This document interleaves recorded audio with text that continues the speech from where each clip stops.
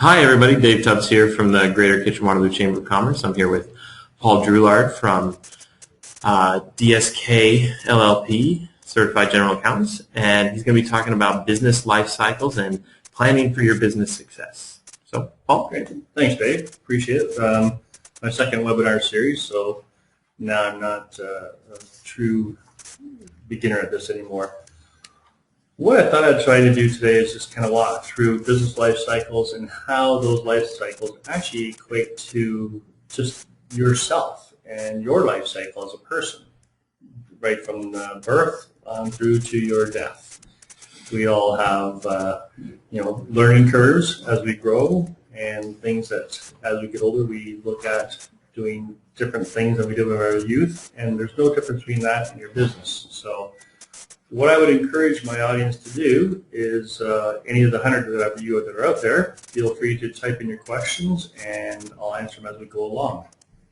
So, first slide, I want to just kind of summarize. And again, I do a lot of things in brief because I'm more used to talking in front of people where we can have interaction. So again, feel free to ask questions. But basically, a business is like your birth. You have an idea. You're thinking of something that's going to work and maybe generate a business for you.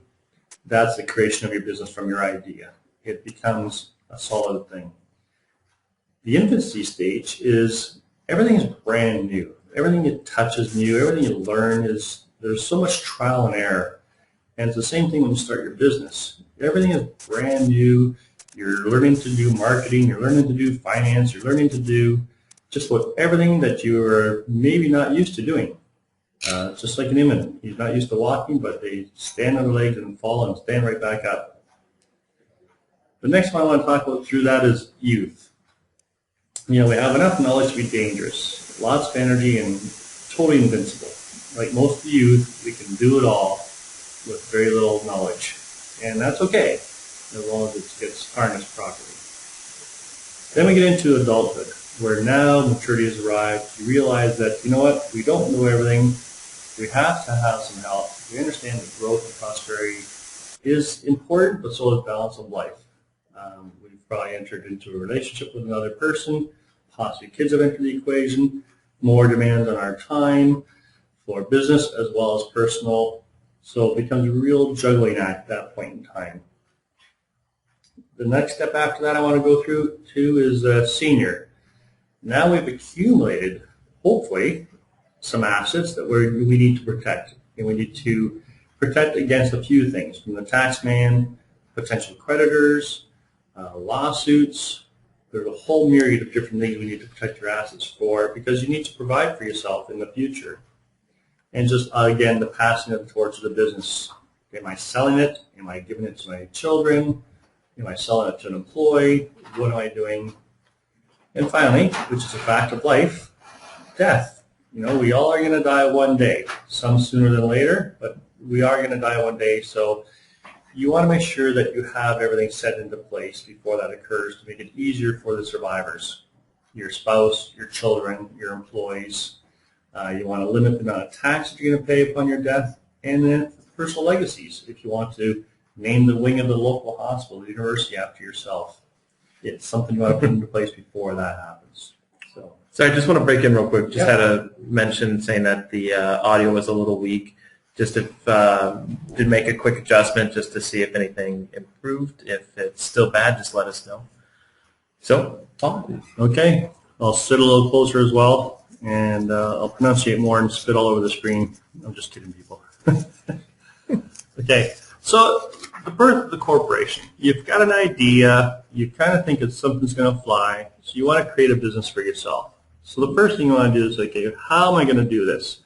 And there's a few different ways. One is a sole proprietor, which is you and you're by yourself, and you're out there with your business, pounding the streets, beating the bushes, trying to create this business for yourself. The other way is a partnership. You and possibly another person, a business partner, a spouse, whatever, whoever, maybe there's two of you that came up with the idea. You form a partnership. And sometimes that's not a bad idea if you're very strong in the technical part of things, operational part of things. Your partner hopefully is very strong on the sales and marketing, financial part of things. That's a good marriage. And then the other one is incorporation. You might be creating an idea that is potentially litigious. You might be creating products that are sold to the medical industry that, if they malfunction, you might have an issue with potential litigation. So you want to talk to somebody at the start to really identify what is the best way for me to start this. There's tax issues with all three that need to be considered. As a sole proprietor, you can write off any losses that the business occurs against other income if you are still an employee. If you're a corporation, it has to stay within inside the corporation. So there's things like that you want to be concerned about. The other thing is when we're having businesses start off, you want to look at where am I going to work? Am I working out of my house? Am I going to rent a facility? What am I going to do? And that's where I come up with a business plan. And a business plan isn't just financial for the banks to say, okay, yeah, I'm going to go sell $1 million and I'm going to make $100,000 profit. The business plan should write down everything that you know and write down a lot of things that you don't know. And what I mean by that is operations. Like if I'm going to sell something that has a product, okay, how am I going to get it produced? Where am I going to get it produced? Do I need to store this? Do I need to have a warehouse? Do I need a sales force? How am I going to market this product or service? How am I going to market that? So you want to have a marketing plan to say, how am I going to sell this product or the service that I've come up with? Operations, how am I going to actually run this business? Do I need to have a receptionist? Do I need to have staff right out of the gate? Can I just do it myself? Do I need a vehicle? Do I need a warehouse? Are you finding some of your small new businesses jumping into the shared workspace, for example, because that's very popular in the area right now? Very much so, and for a couple of reasons. The shared workspace is a great idea for other people to bounce ideas off of. Because if you're in a shared workspace and you have 3 or 4 or 5 other new entrepreneurs, it's like moving into a brand new neighborhood. Nobody knows anybody, and everybody's looking for, to meet people for support. So it's kind of nice because the person beside you might be in a total different business altogether, but might be very strong in finance. You might be very strong in operations. That way you two can share ideas and help each other. And, the sky's the limit when you come to understanding that you don't know it all. And you need to have other people there to help you. Now, you might also be in a position you can't afford that. And that's fine. Most companies, most businesses start out of their home office. Magna, he started out of his garage, for God's sakes. And look where he is nowadays. So there's no shame in starting out of your home and working out of your house. Things you have to be concerned about, though, is when you set your pricing as if you are renting facilities. Set your pricing as if you do have the overheads that your competition has. Because as you grow, and if you don't take those costs into consideration, and then you finally do grow to the point you have to move out, now your costs are higher. And if you haven't set your selling price to equal that, you are not going to make enough profit, and you will succumb to that. So that's the birth. That's the start. That's the idea of, okay, I have something. The infant stage. Now you say, okay, I'm standing on my feet. I'm wobbling a little bit. What am I going to do? So you need to identify who actually is my market. Is my market just Kitchener? Is it Kitchener-Waterloo? Is it the Golden Triangle? Is it Southwestern Ontario? Is it international? Where actually is my market? Where are they located?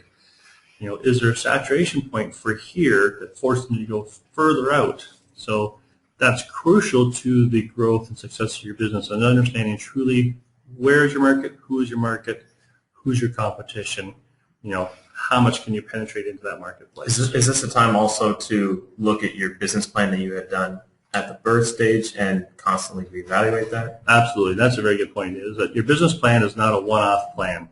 It's a plan you want to keep blowing the dust off and re-looking at it and reevaluating it and changing it for the current stage that you're at, because what might have been a good business plan at the start has changed.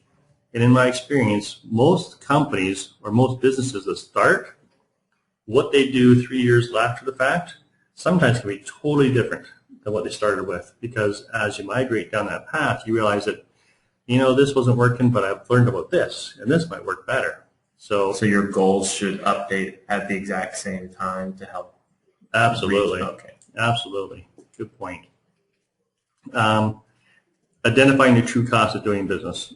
What I'm talking is sustainable and controllable. My comments are always to new business startups is keep everything as flexible as possible. Don't run and sign a 5-year lease agreement for a rental facility. You're tied in for 5 years. If your business changes, you're tied into that. You've personally agreed to that rent. So if the business fails, you're personally on the line for that. Try and keep everything as variable as possible and controllable as possible. A lot of people aren't financially astute.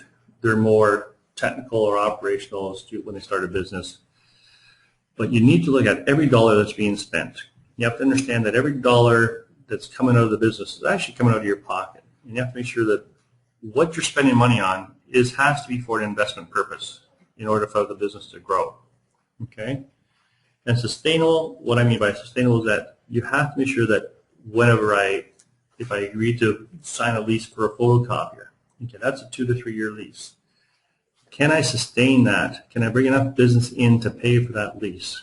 If not, then maybe use a local company to do your printing for you until you get back on your feet. And again, like I say, pricing strategy, so key out of the gate. Are you priced competitively? Are you the lowest price or the price leader? What I find is that lowest price never usually is the winner at the end of the day, because lowest price allows other people to come in and just knock you off. You don't build a lot of customer loyalty when you're lowest price. Now, if you have a myriad of products that you're offering, okay, some might be lowest price in order to get you in the door, but then you can hopefully sell off some of the other products that give you the gross margin that you really need to continue to survive with. So with pricing strategy, would you suggest a trial and error process to see what works, or bring a consultant in from outside? Trial and error is never usually a good way to go because people remember. So if you provide a customer with that lowest price, they're not going to say, oh, I realize you made a mistake last time, so I'll pay a higher price. No, you really need to do your homework, which is right back to the first step, finding your market, who they are. You've got to do your homework up front. So when you come out of the gate, your pricing is set, and you have a range that you can work with if you want to, but you don't sell your soul. And again, that pricing has to take into consideration all the costs that you might not necessarily be incurring now, but you would incur once you grow and you have to move out into a rental facility, possibly have a few support staff. It sounds crazy, but it's so hard to raise your prices once they've been established. Mm-hmm. It's easier to reduce them. So you might need to show that the widget costs $3, and I'm going to give you a discount of 75 cents and sell it for $2.25. But $3 is still in their heads. Mm-hmm. But if you sell it for $2.25 without showing that $3 mark, good luck getting it back to $3. So a little bit of psychology is required there too. The other thing too, Infant, is taxation issues, HST and income tax. And I've seen it once, I've seen it 100 times with new business startups. Money is tight, it's coming in, HST isn't due until every 3 months, possibly even a year. And at 13% of everything you sell, that money is used for operations. And then a guy like me comes along and does your HST return and says, oh, by the way, you owe $10,000 in HST. And you're like, I don't have it. And thus the snowball begins. So put the money aside. So if you're using FreshBooks for your day-to-day activities or another software system to keep your books, is that something where you can implement that type of money to set aside all the time, so it's a number that's there? Yeah, record keeping is crucial. If you have proper books, it will tell you how much is owing, but to me that's half the equation. You need to actually then put that money aside. So what I recommend is that you look yourself in the mirror and you say, okay, really, truly, am I the type of person that can leave that money in the bank and not spend it because I know it's due for HST? And if you aren't able to do that, open up another business bank account. Take that money out of your bank and put it into that bank account and call it a tax account. And do not spend that because, again, you're personally liable for this. So if you've spent this money And if your business doesn't continue for whatever reason, the government still wants that money, and they're going to go after you personally for that. It's not something you can declare bankruptcy for and avoid. It's always going to follow you. Yeah. Okay. Well, that's the beautiful thing about being in the government. They can write rules that benefit themselves, where all vendors, they're on the hook for it. Income tax is another one.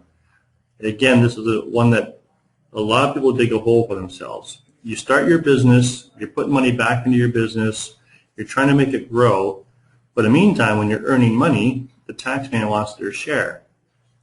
So if you're not putting money aside, again, come personal tax time, we do your tax return and we say, okay, you owe income tax X number of dollars, and because you're self-employed, you owe Canada pension. And if you make more than $45,000 a year, your Canada pension bill alone is going to be about $4,400, let alone income tax. So what I tell people is a quick rule of thumb, put 25% of your net away. So if you're keeping FreshBooks or QuickBooks or whatever you're doing, look at your net income and let's just say 25% of that I'm putting away for tax purposes. And that alone will help you, because the problem you have is if you don't, then after year one, you have this big tax bill. You're now trying to pay off this tax bill. At the same time, you need to make installments towards the current year that you're in. So you get that double whammy. So on average, you should be squirreling away 38% or so. If you're looking for HST and income tax. To make sure you're covered on the government side. So. Yeah. 25% of net, 13% of gross. Okay. So just because cash flow is what most companies fail, what causes most companies to fail, and cash flow is this area here. So if you need to borrow money to grow, borrow it from friends or family or the bank, not from the government. Okay? Again, if you have any questions, feel free to write them down there. I have no problems. Can't hear yet. That was old. Okay. Okay. Now you're the youth. You've managed to get up. You're now walking fairly bravely. You're not bumping your head against the coffee table anymore. You're getting a little cocky because you understand that, you know what, I'm young. I can handle just about anything life throws my way. Your business is growing. You're increased market share. Now you need more. You need more capital in order to buy more inventory or to move into a rental facility, to hire staff, human resources. You can't succeed as a business. Very unusual for you to succeed as a business unless you have more people. You talk to every great business owner and they're saying, I have succeeded well because I've surrounded myself with people that are smarter than me. That's so true. So if you get to the point that your business is growing and you're very good at sales and marketing, you might need to hire an operations person. You might need to outsource your finances, whatever. You're going to have that rough decision because guess what? We don't grow by full employees. We grow by partial employees. We don't have enough work to justify a full-time staff yet, so you might want to look at, do I hire a contractor who's willing to only work 10, 20 hours a week instead of an employee? Or do I hire a part-time employee? Again, these are things you have to think about, and this is where you utilize, people like myself, your accountant. You sit down and you talk to them and say, okay, here's my issues, here's my dilemma, because you know what? We've seen it all before. We've lived it. We've grown it ourselves. So don't try and solve it yourself. We have others out there to help you out. Growth strategies. Is it a time to move to a larger facility? And if I feel that this company is actually making a go of it, should I buy it? Should I buy this building I'm going to? Or should I continue to rent? And these are common questions we get all the time. Do I rent or do I buy? Do I lease or do I buy? And there's no set answer. It's individual. So we have to actually sit down with you and go through what it is you're talking about, what are your growth plans, where do you plan on being, and how flexible we need to keep this for. So it's the youth of being, I'm there, I can handle all, but I also need some help, and I need to understand where I'm going to go. Circles of influence are expanding. You've been out there, you're increasing your marketing efforts, you're networking like mad, you're meeting more and more people all the time, your circle of influence is expanding all the time, which is a fantastic thing, but also can be a massive time waster.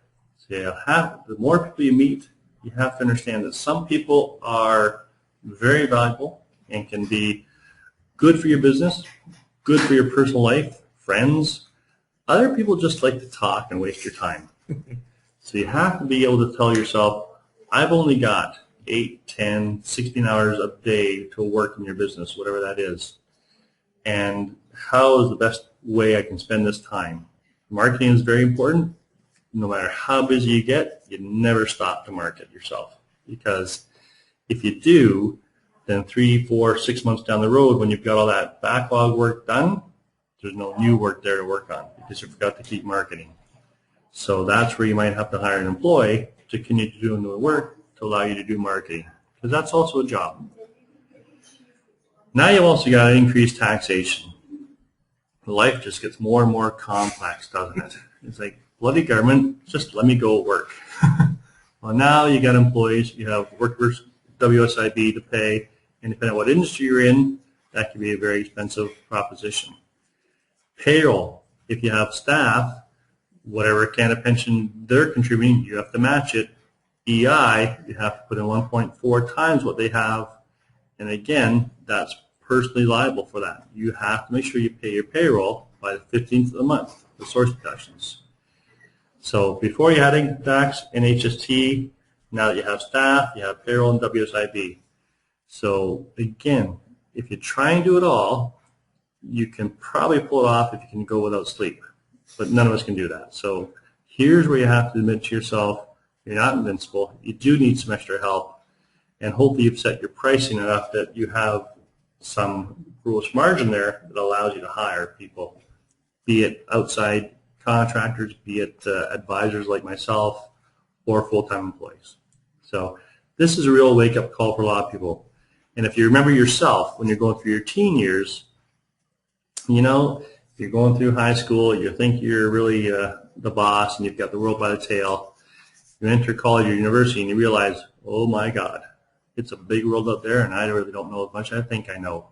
That's the stage you're at right now. So we actually at the Chamber had a recent point of view luncheon where the speaker was talking about planning 2 to 5 years ahead, not just the short term for small business, medium-sized business. Is that important because of this growth strategy, and are you having 2 or 3 people adding onto your workforce in the next year, or you don't expect it but you should plan for it? Is that kind of a timeline that you should be looking to plan for, 2 to 5 years, or? Absolutely. I'm not sure if I'd say 5 years out. 5 years out is a long ways to go, but I definitely believe in a short-term plan and a long-term plan. And for me, short-term plan is the next 12 months, and the long-term plan is 2 to 3 years tops, because things can change. But definitely you want to have a plan A for what am I going to accomplish this next 12 months, and then if all these things work, then what's the next 2 years going to give me after that? Because if you're in a real rapid growth position and you see, okay, this next year is going to give me a lot of business, then the next 2 to 3 years, I'm going to need a bigger facility. It might take you a year to find that bigger facility that fits your needs, your budget, etc. So very good point. Do people budget? Do people take the time to sit down and forecast? Unfortunately, no. And that's, again, it's an awkward thing. You've never had to do it before. It's not pleasant. You worked hard all day. You don't want to go home and do that. But that's the key to success, is to sit down and do that. And if you can't do that yourself, again, get somebody who can do it with you. A friend, a partner, a spouse, an accountant, whoever, and book a meeting and make it part of your day. And just say, okay, I can't do this. I have a meeting booked from 9 till noon. And what is that meeting? That meeting is putting a business plan together. That meeting is putting a forecast together. It's scheduled. Don't cancel it. And that's how you get that done. Any questions yet? Okay, we'll continue on. Now you've become an adult. Now you've entered the phase of your business where, okay, the startup has gone on, it's working, I've accumulated some staff, I've accumulated some assets, I have a building, I have a rental facility, I'm starting to make some decent money, so I have to start looking at how do I make sure that this company keeps going and keeps thriving. Now the adult stage, which if you think about it, is you've graduated from college or university, or you've gone from high school right into your new business and it's starting to work. So when I say an incorporation of OpCo and possibly HoldCo, what I mean by that is that you have your operating company. It might have been a sole proprietor, it might have been a partnership. Well, maybe it's grown to the point now that we need to actually set up a corporation for you. And that corporation is the operating company. Maybe you have such a large amount of assets inside that operating company that could be, possibly part of a lawsuit if you're into a litigious type of business. It just might be such a large amount of money that you need to get it out into a holding company so that it doesn't go offside on certain tax issues that we have to worry about. Another thing you need to understand is that there's a lifetime capital gain for shareholders of $750,000. What that means is that you're building this business, you've got a nice thriving business on your side, you might one day want to sell it. Well, if you sell this and you sell it for $750,000, that whole thing will become to you tax-free if it's structured properly. So again, you need to actually sit down with your accountant or your business advisor to make sure it's structured properly so that you can get all this money out tax-free. If you and your spouse each own 50% of the company, you each get $750,000. So if you sell it for $1.5 million, you get the full $1.5 million out tax-free when you sell the business. So things to think about when you set it up at the early stages.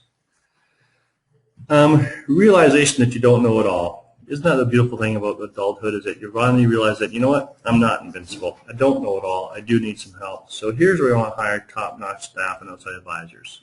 And again, get your best lawyer possible. Make sure you have a good investment advisor on your side. Make sure you have a good accountant. If you don't have in-house HR, get a good HR person, good insurance company. Get the best out there that you can afford. Stretch yourself a bit because they will help you see things because they're in it day in, day out. And they have many clients who have gone through the same pitfalls. So I can't stress enough, the best advisor team is the one that wins. Family expansion. You've also now possibly gotten married. You might have had kids. Your business might have expanded with employees. So now you've got a larger company with staff. You've got a larger family unit with, wife and kids, husband and kids, whatever it might be. You have a lot more human resource issues and family security issues to worry about. Do you have disability insurance? Do you have critical illness insurance? Do you have a will?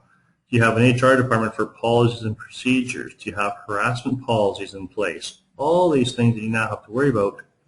And all you want to do is just go and sell that product or that service you initially thought about, but now you're being taken away from that because of all these other issues.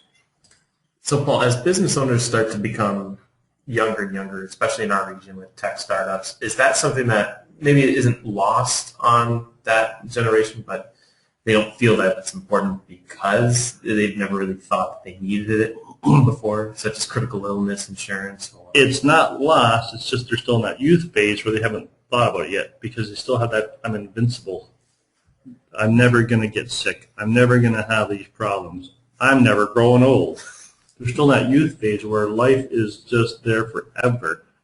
It's when you are a smart youth and you understand these things and you maybe a more mature youth, possibly at the adult stage of your life, that says, no, there's a finite thing for everything, and there's a chance of risk in everything.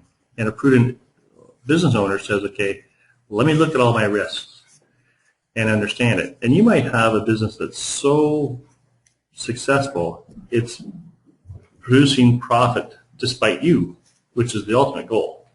If it's producing profit despite you, then maybe you don't need disability insurance. Maybe you don't need critical illness insurance because even if you get sick and you can't work, the engine is working on its own. So these are the things you have to make sure you have good advisors around you to give you that advice.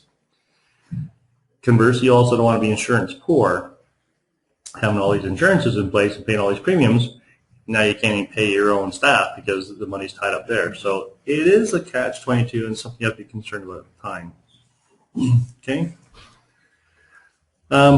Again, retirement planning. You are starting to look at the window of, all right, there's one day and I want to stop working and I need to actually be able to have money set aside. If your company does not have a pension plan, Then you have to look at such thing as the registered retirement savings plans, and then individual pension plan. You might want to create a holding company, group savings plans. There's a whole bunch of different things. We need to look at each individual circumstance and advise you the best way alongside with your investment advisor to make sure that you get the best return on your investment as well. But this is where you want to look at and say, okay, Canada pension, $12,000 a year, with OAS, $18,000 a year, is not going to be a lot to live off if your lifestyle demands that you make $50,000 a year. So you have to start putting money away, and now when you start making money is when you start doing it. And I've even been asked a few times, just because tax-free savings accounts are very in these days for everybody because it's a new way to save money. Should people still be focusing on their RRSPs initially to max out RSPs before putting into the tax-free savings accounts, or? You know, that's a good discussion and almost a webinar on its own, because RRSPs allow you a tax deduction. TFSAs don't allow you tax deduction. Money earned within the RSP is tax sheltered and is taxed when you take it out. Money earned within the TFSA is tax sheltered but never taxed. So there's an argument for using both. There's also an argument that says, to me, if you're in a low tax bracket, you're probably better off to use the TFSA as opposed to the RSP, because when you take money out later in life, supposedly you're at the lowest tax bracket. But if you're putting it in at the lowest tax bracket, you're not gaining a tax deferral. Mm-hmm. You're just gaining you're really not gaining much at all. So say you're just a married couple, no kids yet, you're middle of the tax bracket, or even higher end, that's when you should start thinking RSP, because you get the tax breaks at the end of the year. And the RSP might be a good idea because you might want to use that in order to use your home buyer's plan. So you might want to put money into and there's another valuable, see, this is where you need an investment advisor as well as an accountant, but a popular strategy is to put the $20,000 into the RSP, get the deduction that year, take the money out and use it for your home buyer's plan. You have 15 years to pay it back. Well, guess what? You now have $20,000 to put down on your house. You have a $20,000 deduction on your tax return, which is going to give you a positive refund. So now you're going to have extra cash, which then you can use for household furnishings or your TFSA. So there are strategies, and a lot of people look at that saying, oh, I don't need to talk to an accountant. It's pretty basic. A lot of people miss that point, and that's a valuable savings right there. So tax planning, you're making money, you're paying yourself, right? You're looking at your lifestyle saying, should I take a wage? Should I take a dividend? Should I put my spouse on the payroll? Should I put my kids on the payroll? Should I put my parents on the payroll? Should I not pay myself at all because my living costs are quite low and my partner makes enough money that I really don't need to make anything, and leave the money inside the business, because the corporate income tax rate is only 15%. That's lower than the lowest income tax rate for personal. So lots of tax planning strategies. So you see what's happening here is that entrepreneur that started that business and did everything himself has now migrated into an administrative role. This is where it gets really difficult, because if you are not a good delegator, if you really enjoy being on the front lines, who's going to do all this? So if you don't do it, you have to hire somebody that can do this for you. It has to be done. So that's the biggest complaint I hear from a lot of entrepreneurs, like, I just want to go back to driving the truck. I just want to go back to, meeting the customer, but I'm stuck behind this desk doing all this sort of stuff. It's a necessary evil, and it's the balance you have to look for. Any questions all so far? Okay, fair enough. Okay, we've managed to get past adulthood. We've got a business that's thriving. Your idea has flourished. It's got a staff. It's got a facility. It's creating a nice wealth for you, your family. Your employees are doing well. It's a thriving business. Now you need to look at taking it easy one day, soon. Maybe stopping and working only 3 days a week, maybe not working at all. Maybe the kids are chomping at the bit to start taking over the reins. Maybe you're getting ill and you need to look at, settling your affairs and transferring ownership so that things are smooth for your surviving spouse. Lots of things happen when you're a senior. Life is uncertain. The smart, prudent businessman puts all this stuff in place before all this happens. So you want to look at transfer ownership. What do I want to do with this business? Does any of my family want to buy this business? Does any of my family want to operate this business? If so, we have to look at transfers to the family. We might need to do an estate freeze. Do I want to just sell the business and, do I have an employee who wants to sell it? Do I have a competitor who wants to buy it? Do I want to just diverse myself from this and just retire and sail into the sunset? Fair enough. Lots of businesses do that. Do I want to sell the shares of the business? Do I want to sell just the assets of the business? Do I want to gift the shares to a family member? Do I want to establish a trust because I have so many kids and I want to make sure that they don't run this company into the ground, so I want to put it into a trust? This is where you really need to have professional advisors working with you. The tax consequences are huge and endless if it's not done properly. It's worth it to make sure you hire good talent for this.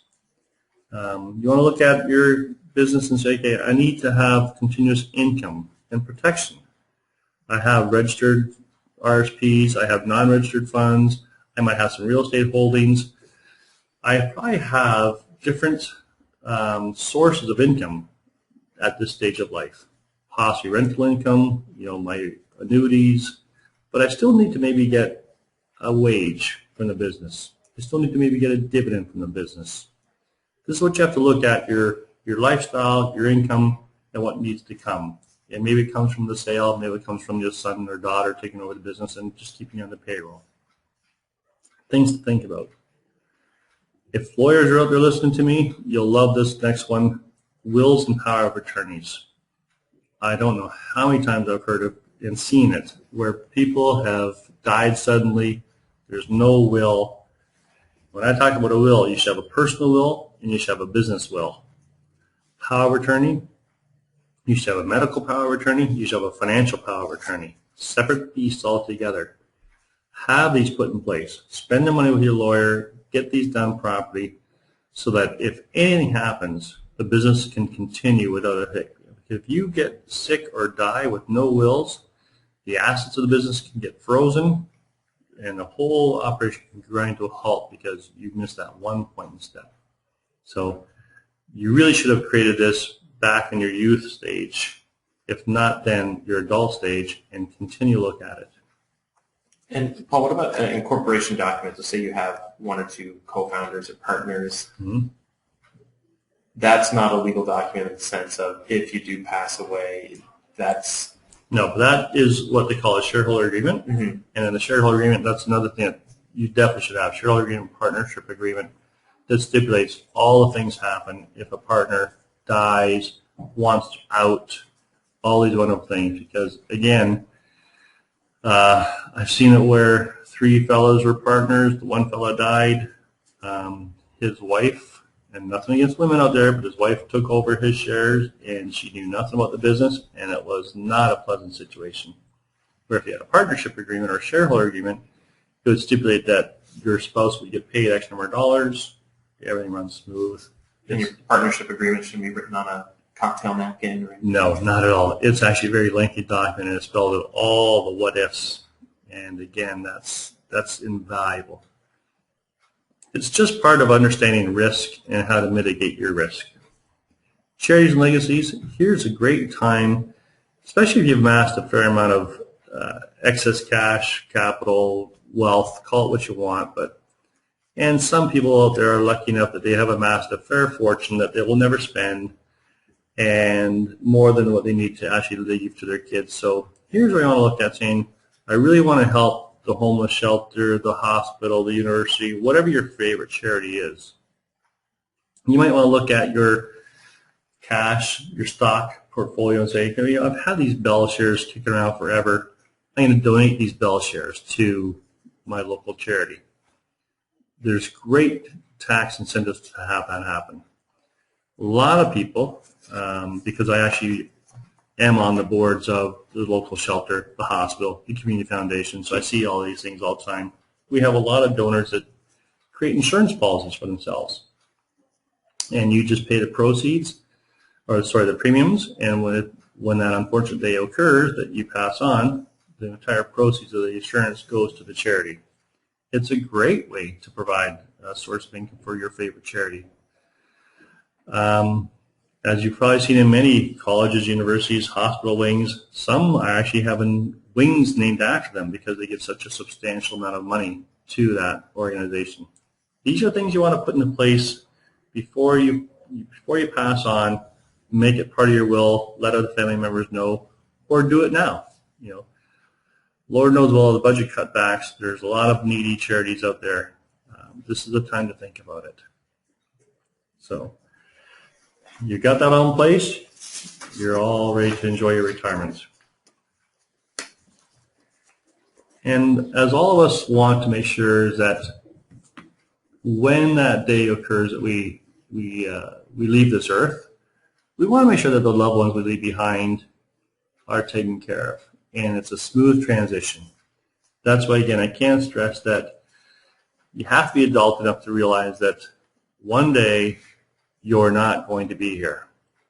And you should put things in place to make sure that it's a smooth transition so your surviving spouse, your children are not disabled because of that. So spousal transfer, deemed dispositions, all these things are going to occur. Again, if you talk to your business advisor, your financial accountant, we'll make sure that these things are put into place, that it's effortless and least cost. Because again, if you happen to die without all these things in place and the business doesn't automatically transfer to your spouse or your children and it gets frozen in the courts because people are fighting over it, it'll be a mess and it could be the death of your business you spent your entire life building, all for the sake of maybe saving a couple of $1,000s in fees. I don't think you want that to happen.